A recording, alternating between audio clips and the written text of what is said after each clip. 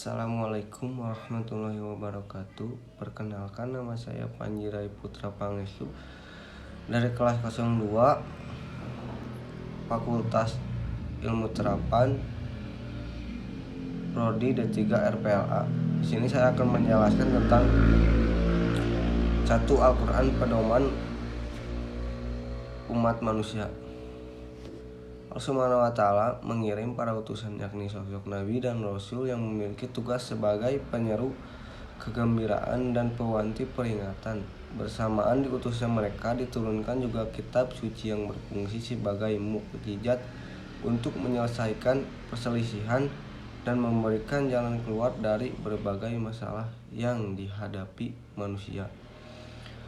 Al-Quran sendiri menjadi petunjuk bagi umat manusia menuju jalan yang diridhoi Allah Subhanahu wa Ta'ala, hudan linnas, sekaligus sebagai jalan keluar dari kegelapan menuju cahaya terang benderang. Dalam realitasnya, fungsi Al-Quran itu tidak begitu saja diterapkan, tetapi membutuhkan pemahaman dan analisis yang mendalam.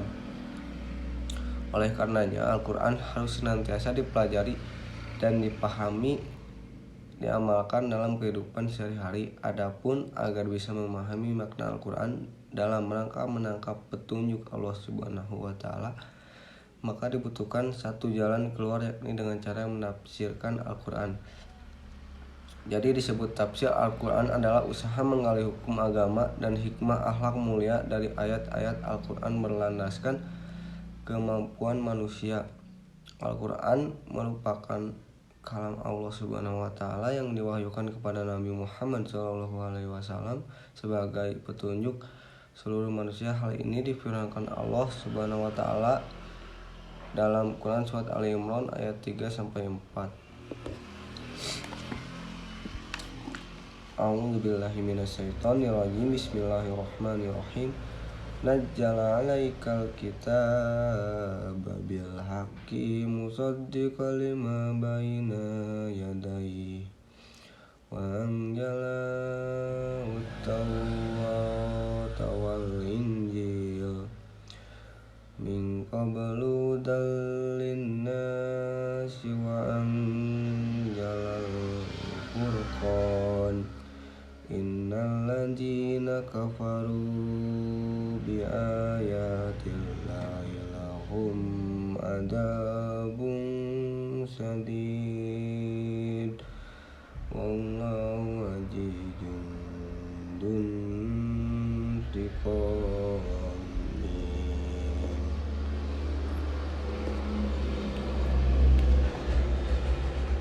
Yang artinya, Dia menurunkan kitab Al-Quran kepadamu dengan sebenarnya membenarkan kitab yang telah diturunkan sebelumnya, dan menurunkan Taurat dan Injil sebelum Al-Quran menjadi petunjuk bagi manusia. Dan Dia menurunkan Al-Furqan. Sesungguhnya orang-orang yang kafir terhadap ayat-ayat Allah akan diperoleh siksa berat, dan Allah Maha Perkasa lagi Maha balasan atau siksa. Surat Al-Imran ayat 3-4. 2. Bentuk cinta kepada Nabi SAW. Allah Azza wa Jalla berfirman dalam surat Al-Imran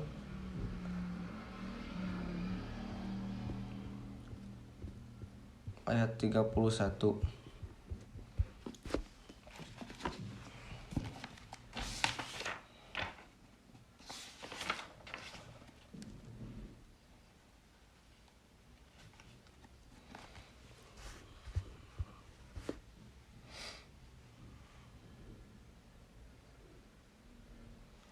A'udzubillahi minasyaitonirrajim. Bismillahirrahmanirrahim. Qul in kuntum tuhibbunallaha fattabi'uni yuhibbukumullahu wa yaghfir lakum dzunubakum wallahu ghafurur rahim. Yang artinya, katakanlah, jika kamu benar-benar mencintai Allah, maka ikutilah sunnah atau petunjukku. Niscaya Allah menciptakanmu dan mengampuni dosa-dosamu. Allah Maha Pengampun lagi Maha Penyayang. Quran surat Al-Imran ayat 31. Ibnu Katsir ketika menafsirkan ayat ini berkata, ayat yang mulia ini merupakan hakim pemutus perkara bagi setiap orang yang mengaku mencintai Allah akan tetapi dia tidak mengikuti jalan sunnah Rasulullah Shallallahu Alaihi Wasallam, maka dia adalah orang yang berdusta dalam pengakuan tersebut. Dalam masalah ini, sampai dia mau mengikuti syariat dan agama yang dibawa oleh Nabi Muhammad Shallallahu Alaihi Wasallam dalam semua ucapan, perbuatan, dan keadaannya. Imam Al-Qadhi Iyad Al-Yasqubu berkata, ketahuilah bahwa barang siapa yang mencintai sesuatu maka dia akan mengutamakannya dan berusaha meneladaninya. Kalau tidak demikian maka berarti dia tidak dianggap benar dalam kecintaannya dan hanya mengaku tanpa bukti nyata. Maka orang yang benar dalam pengakuan mencintai Rasulullah Shallallahu Alaihi Wasallam adalah jika terlihat tanda atau bukti kecintaan tersebut pada dirinya. Tanda atau bukti cinta kepada Rasulullah Shallallahu Alaihi Wasallam yang utama adalah dengan meneladani beliau Shallallahu Alaihi Wasallam, mengamalkan sunnahnya, mengikuti semua ucapan dan perbuatannya, melaksanakan segala perintah dan menjauhi larangannya, serta menghiasi diri dengan adab-adab etika yang beliau contohkan dalam keadaan susah maupun senang dan lapang maupun sempit.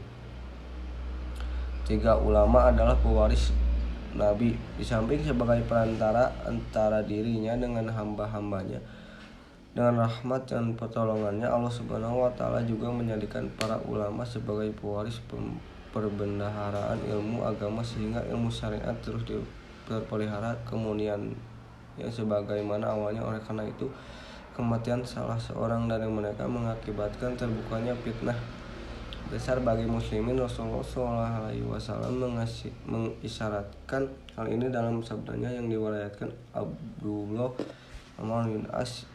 Katanya, aku mendengar Rasulullah SAW bersabda, sesungguhnya Allah tidak mencabut ilmu dengan mencabutnya dari hamba-hamba, akan tetapi dia mencabutnya dengan diwafatkannya para ulama, sehingga jika Allah tidak menyisakan seorang alim pun, maka orang-orang mengangkat pemimpin dari kalangan orang-orang bodoh. Kemudian mereka ditanya, mereka pun berfatwa tanpa dasar ilmu, mereka sesat dan menyesatkan. Hadis riwayat Al-Bukhari dan Muslim.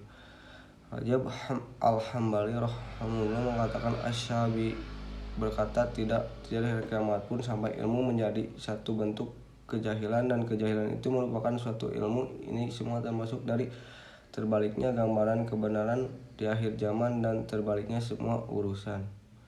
Sekian dari saya. Wassalamualaikum warahmatullahi wabarakatuh.